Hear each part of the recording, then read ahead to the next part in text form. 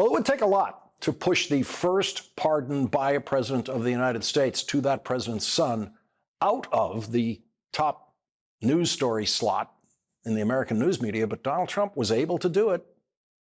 He did it with his history-making string of the most ridiculous presidential appointments in history this weekend, beginning with the first presidential nominee in history to have served time in federal prison, to later be pardoned by the president who is now nominating him, who, oh, by the way, is a family member.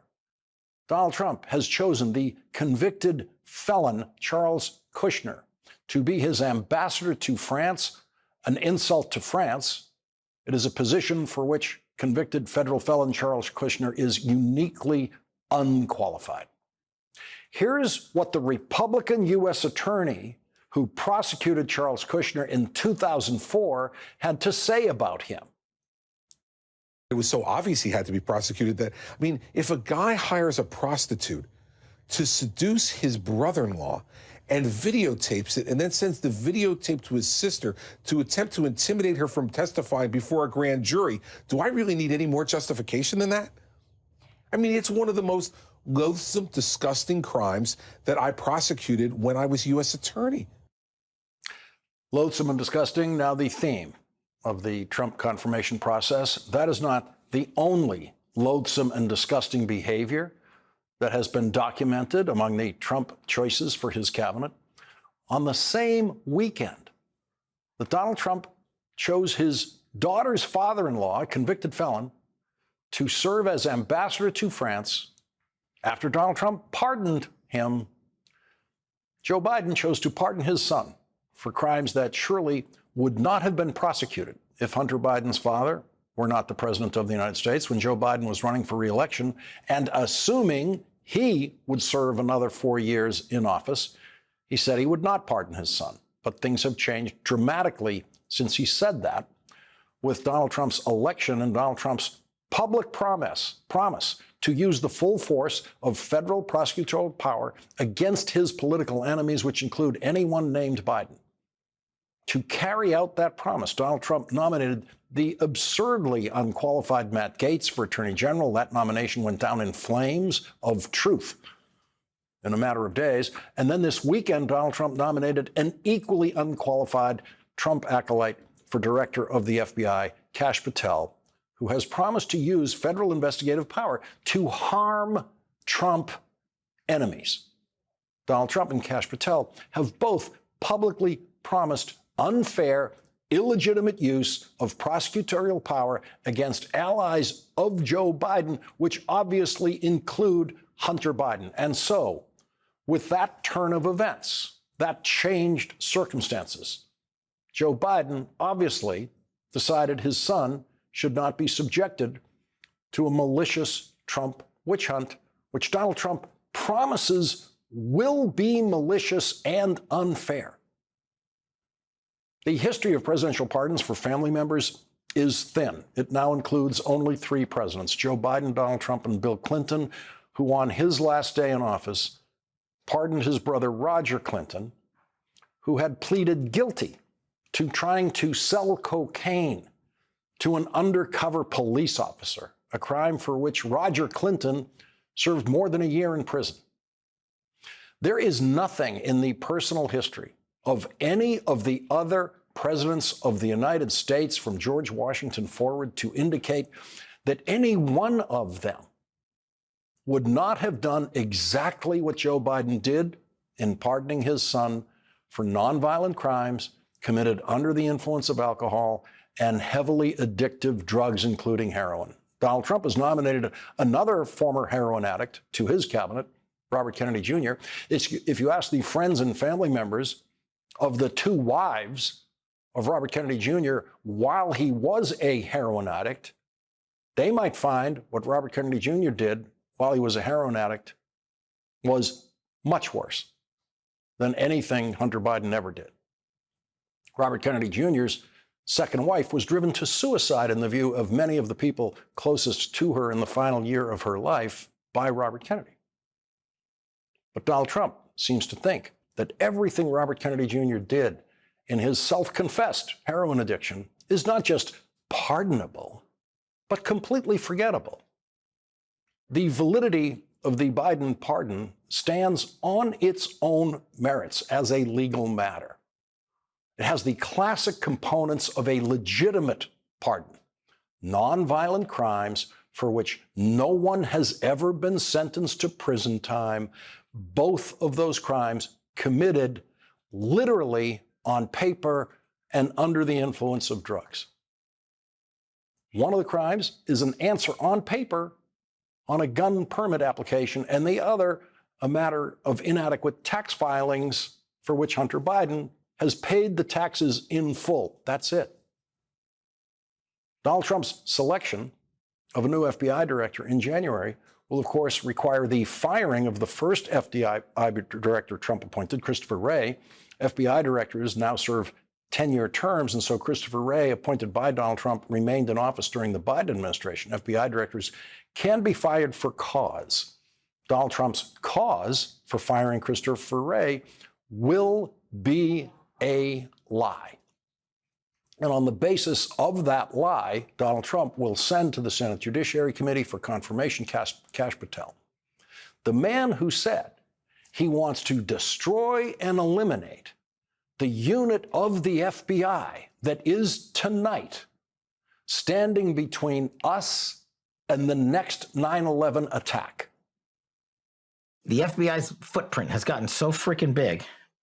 And the biggest problem the FBI has come out of its intel shops. I'd break that component out of it. I'd shut down the FBI Hoover building on day one and reopening the next day as a museum of the deep state.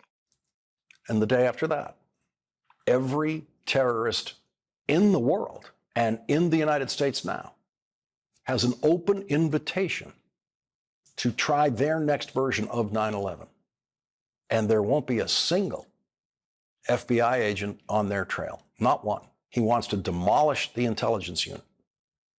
If Kash Patel somehow survives the confirmation process, it now seems that unlikely that Donald Trump's completely unqualified choice for Secretary of Defense will be able to survive one round of questioning in a Senate confirmation hearing of the Senate Armed Services Committee.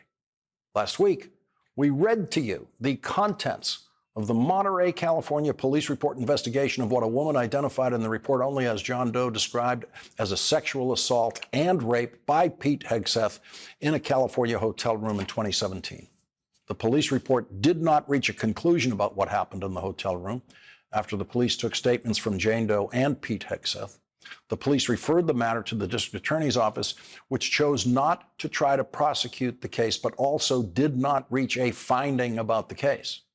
With Jane Mayer's important breaking news reporting today, we now know much more about what the testimony will be in the Senate Armed Services Committee, where if Pete Hegseth loses even a single Republican vote in the committee, his nomination cannot get through that committee.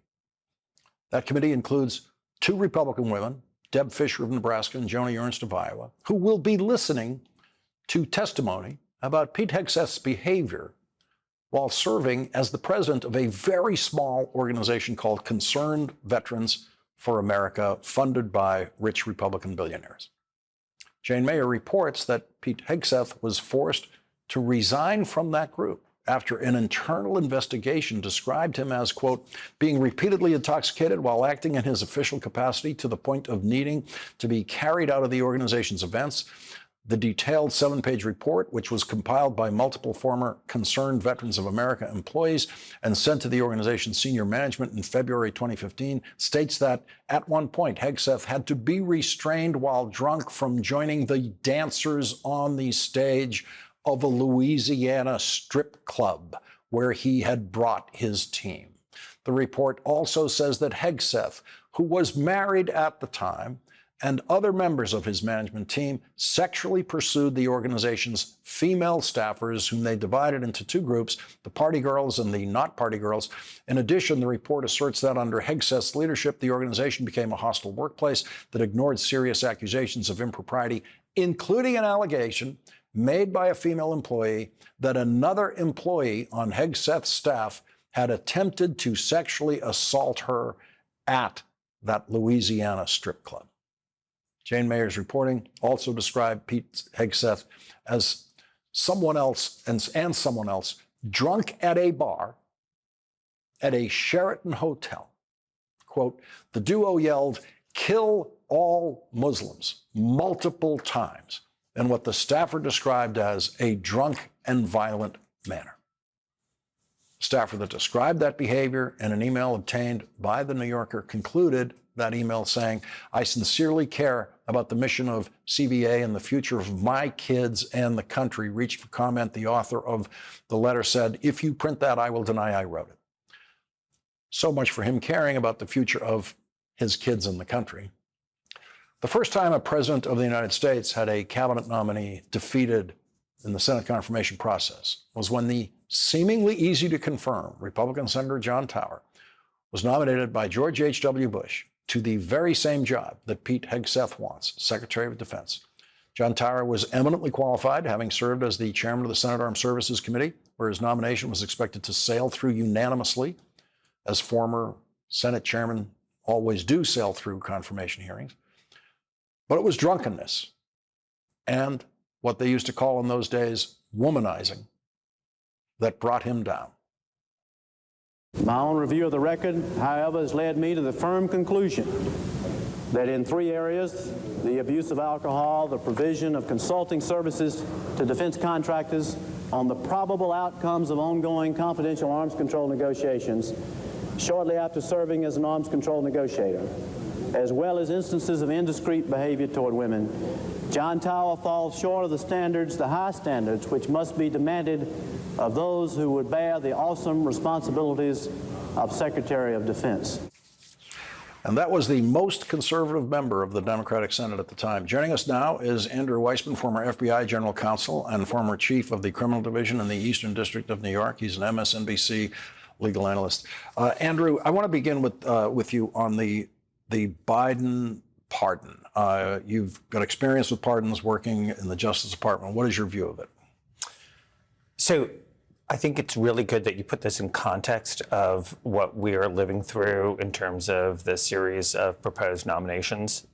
You have the father pardoning his son for crimes that are not only not really serious crimes, there's no violence involved, but there is substantial reason to think that the son would not have been even investigated or charged, but for the fact that he was the son of the father.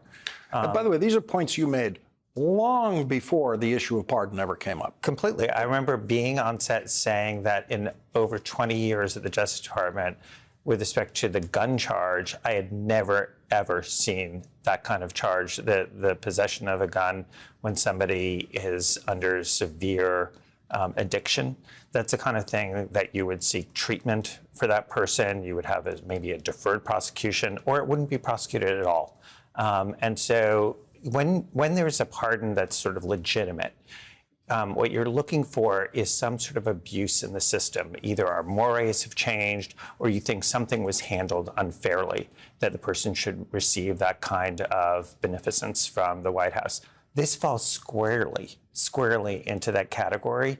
And I just feel like we've lost our moorings when you compare this and the people who seem to be outraged by it to the fact that we have somebody who is a felon who is about to be president, who's nominating convicted felons to be ambassadors to France, who is nominating people who are completely unqualified, who appeared to have committed all sorts of offenses, big and small, to positions that are there to secure our safety. So that the apples and oranges of this is just so dramatic that this is one where even if people thought, you know what, this shouldn't have happened, it's just such small potatoes. It's hard to see the outrage. No president in history has pardoned more of his personal associates than Donald Trump, who has a long list of personal associates who he has pardoned. I want to get to quickly.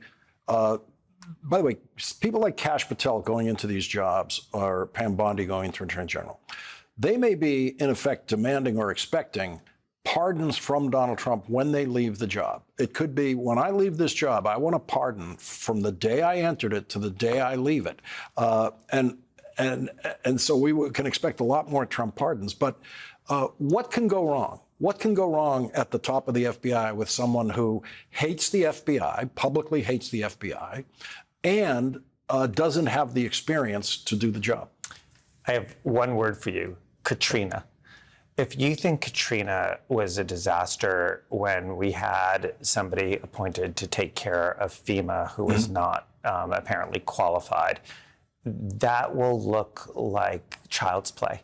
The FBI is the leading preeminent law enforcement agency in this country. It is there to really make us safe for big and small crimes, starting with terrorism, that bombs do not go off in this country. Dismantling the entire intelligence unit, that's an open invitation for 9/11.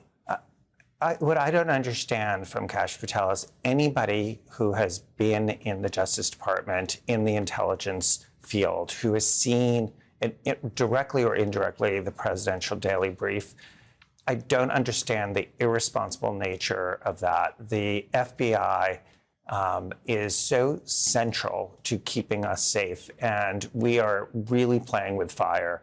And it really should not take, even if you are sort of anti-bureaucracy and anti-government, I mean, these are people who are public servants, who are apolitical, who just do their job to keep us safe.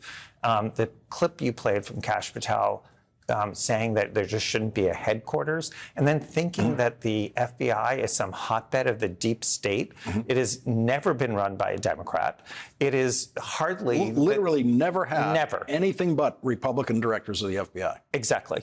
And it is hardly a liberal bastion in the FBI. That is not what it's known for. It is really an apolitical organization. Sure, does it make mistakes? Absolutely. You know what? They're humans. Humans make mistakes. That is no reason to throw everything aside at the risk of our safety. Andrew Weissman, thank you very much for joining us. We're going to need you through this confirmation process. Coming up, the top Democrat on the House committee with jurisdiction over the Department of Defense, which Donald Trump wants Pete Hegseth to be in charge of. Congressman Adam Smith joins us next.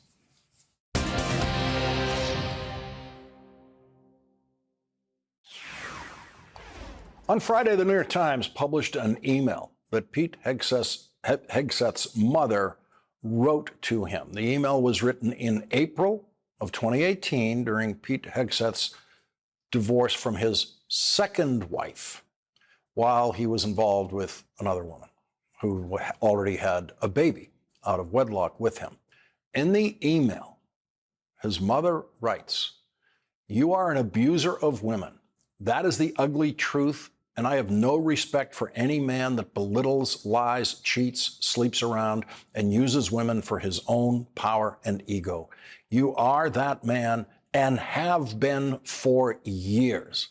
And as your mother, it pains me and embarrasses me to say that, but it is the sad, sad truth. Your abuse over the years to women, dishonesty, sleeping around, betrayal, debasing, belittling, needs to be called out. On behalf of all the women, and I know it's many, you have abused in some way. I say, get some help and take an honest look at yourself. You are an abuser of women."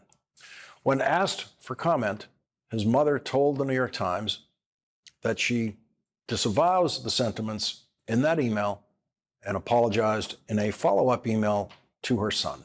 Joining our discussion now is Democratic Congressman Adam Smith of Washington. He is the top Democratic member of the House Armed Services Committee.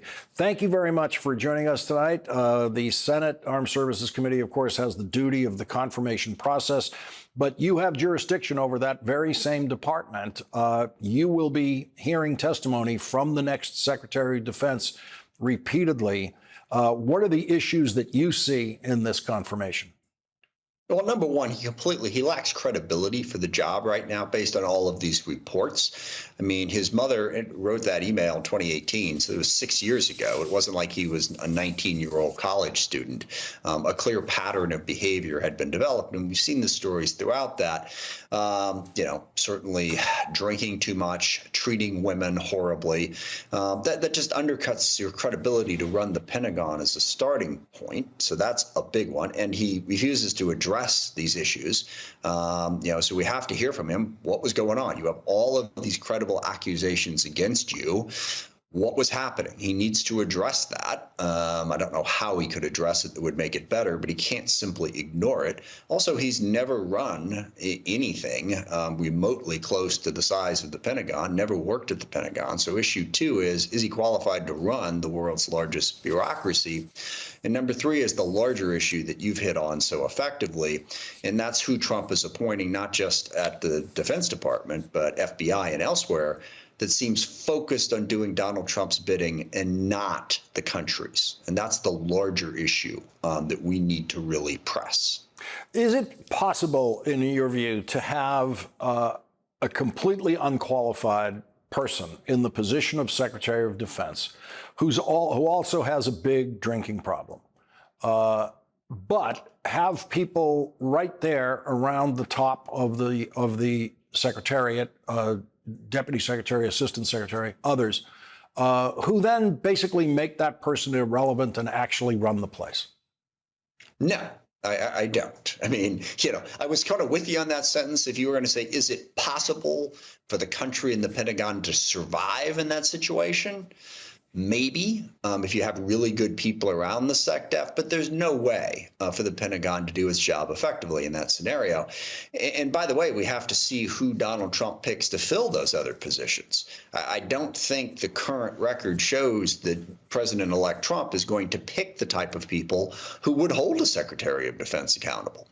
They don't want that sort of accountability. So it is deeply, deeply troubling. And look, running the Department of Defense is a complicated job. Forget for the moment, what your policy is on what we ought to do in Ukraine or what we ought to do in the Middle East, or are we too woke or are we not woke enough? Whatever. Just the basic nuts and bolts of managing millions of people who serve in the Defense Department, either, active duty or as civilians.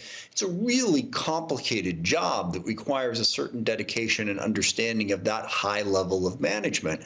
It's very clear that Pete Hegseth does not have that ability at this point. Congressman Adam Smith of the House Armed Services Committee, thank you very much for joining our discussion tonight. Thank you, Lawrence. Coming up, President Biden is in Africa tonight on an important foreign policy mission that is scheduled to be his last foreign trip as president. That's next.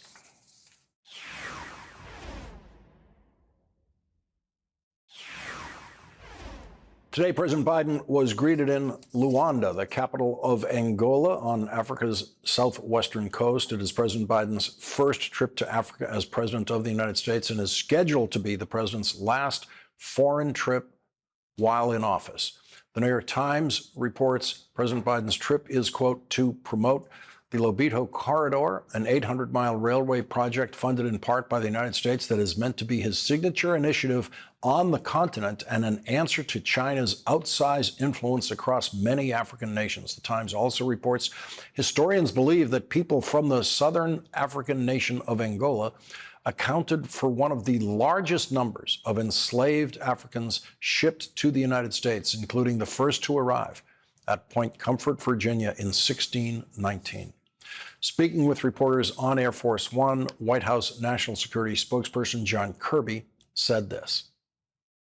It's a historic visit, not just because it's the first time a U.S. president has visited Angola, but because it's really emblematic of President Biden's priority to strengthen global alliances and partnerships, and really of our strategic approach to when it comes to U.S.-Africa policy. As we're looking forward, we see this Lobito Trans-Africa Corridor project as a real game changer for U.S. engagement in Africa, and that's why on Wednesday he's going to have a chance to go see for himself. Talk to leaders of the countries situated along that corridor, Angola, the DRC, Zambia, Tanzania, and during those conversations, he'll underscore his vision for stronger U.S.-Africa relationships and greater opportunities. On his way across the South Atlantic to Angola, President Biden stopped in the island nation of Cape Verde for a private meeting with the Prime Minister there. Joining us now is former Special Assistant to President Biden, Judge Devermont, who served as President Biden's Senior Director for African Affairs at the National Security Council. He's now a Senior Advisor to the Center for Strategic and International Studies Africa program. Thank you very much for joining us tonight. This sounds like the kind of trip that you would have been urging the president to make. Well, I'm just thrilled that he's doing it. It's hugely important. You know, from day one, we talked about why it was critical to have partnerships that actually deliver for Africans and Americans. Our policy had been in kind of a rut. It was disconnected from why Africa is strategically important for the United States. And so President Biden has, from day one, been engaging more, doing more trade and investment, particularly in strategic sectors, and consulting with African leaders on global affairs. And I think that's why this trip to Angola is so critically important. As you know, you can travel throughout Africa and not be able to point to anything, depending on where you are, to say America did that or America helped do that. Whereas pretty much everywhere you can point to something and say China did that, China built that. Well, what we have been doing over the last 30 years is development and health. And yes, there's not as many things that you can point to. We've also been helping on security. Those are critical. And I think Africans really value what we are doing and have been doing in those sectors. But it's also true that the continent has the lowest road and rail density in the world. The Chinese have been working in that space. We haven't. President Biden had a vision. We mobilized almost $5 billion to invest in this rail, refurbishing a rail, and then an extension that goes from Angola to DRC to Zambia, and doing so much more than just port to pit rail, which is what the Chinese do. We are doing desalination plants and bridges and solar energy and agriculture and telecommunications, this full package that is going to connect this part of the continent to global markets, make sure critical minerals are not just in the hands of China, and bring prosperity and close relations between us and our African partners. Judd Devermont, thank you very much for joining us tonight. Thank you. 1 year ago tonight, I introduced you to a very special friend of ours who you will hear from once again after this break.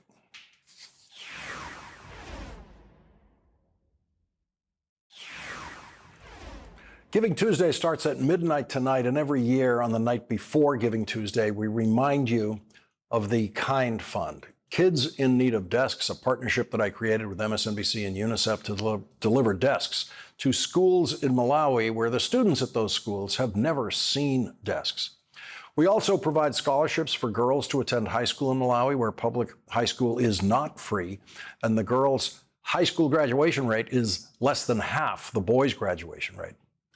On this very night, a year ago, we introduced you to Chisomo Damon, who was then in her last year of high school on a Kind Fund scholarship and hoping to attend college. I want to study pharmacy. I want to become a pharmacist in College of Medicine. That's what I hope to do after that. Why do you want to be a pharmacist? It's like my ambition. I really want to do that. When did you decide? When did you think, oh, pharmacist, that's what I want to do? When I was in Form 1. Really? Yes. Were you in a pharmacy one day and thought, oh, I want to work here? Yes. Really? Was that the first time you saw a pharmacy? Or? Yes, it was the first time. That's the way life is in Malawi. There are many ways to describe the limits of experience growing up in Malawi and the deprivations, including the simple visual fact that so many of the kids in elementary school do not own shoes.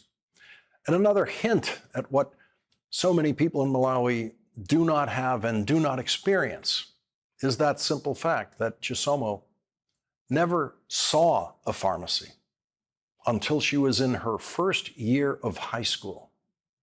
None of us remember things like the first time we were in a supermarket or a restaurant or a pharmacy. But if you've never been in a supermarket or a restaurant or a pharmacy until you were in high school or later, you'd remember that first time. When I met Chisomo at her high school, she had received the highest scores on her exams of anyone in her school. She was the top testing student in her high school, but she almost didn't make it through high school because her father struggled to pay the school fees. When I was secondary school, I was sent back home only once because of the school fees. So by that time, we had to stay at home for almost 1 week, and my father had to take a loan from a businessman to pay the school fees. The next year, thanks to your generosity, Chisomo received a Kind Fund scholarship. I started receiving Kind Fund scholarship in 2021 when I was in Form 3 first term. The Kind Fund scholarship was so important to me because it provided me with many basic needs, such as school bags, school uniforms, school shoes, and exercise books. And also the Kind Fund scholarship paid my school fees throughout. You can help students like Chisomo by going to lastworddesks.msnbc.com. You can make a contribution in any amount to the scholarship fund, or you can designate that your contribution is for desks. And you can make that gift in the name of anyone on your holiday gift list, and UNICEF will send them a notification of your gift and your gift to them and your gift to the children of Malawi. Chisomo's test scores on her final exams, called the Malawi School Certificate of Education exams, the MSCE exams that all the kids worried about. Her test scores guaranteed her a place at Mzuzu University in Malawi. If Kind Fund did not support me with the school fees, then by that time I would have been sent back home from school, and I could also have failed my MSCE exams because of that. College tuition in Malawi is not tens of thousands of dollars. It's hundreds of dollars. But still, for most families and students in Malawi, hundreds of dollars is as unaffordable as hundreds of thousands of dollars of college tuition can be in the United States. A few weeks ago, I recorded an iPhone video message for Chisomo about college that a UNICEF official in Malawi was able to get to her and show her. Hi, Chisomo. It's Lawrence O'Donnell here in the United States. I'm at my workplace, and I know when we talked when I was last in Malawi, you had just finished your exams and you were hoping to go to university. And UNICEF tells me that you have been accepted at Mzuzu University, and you'll be going there. And I know it costs a lot of money to go to university, and it is difficult for you and your family to pay for that. And I want you to not even think about it anymore, because I'm going to make sure that your school fees are paid and you will be able to go to university and not worry about that. Don't even think about that. And I'm very happy to make sure that your school fees will be paid at university. And I'm so very proud of all the hard work you have done. And I know you're going to do very well when you get to university, and I hope you really love it when you're there. And I hope I can see you the next time I'm in Malawi and just enjoy everything about university. I'm so proud of you, and I hope to see you soon.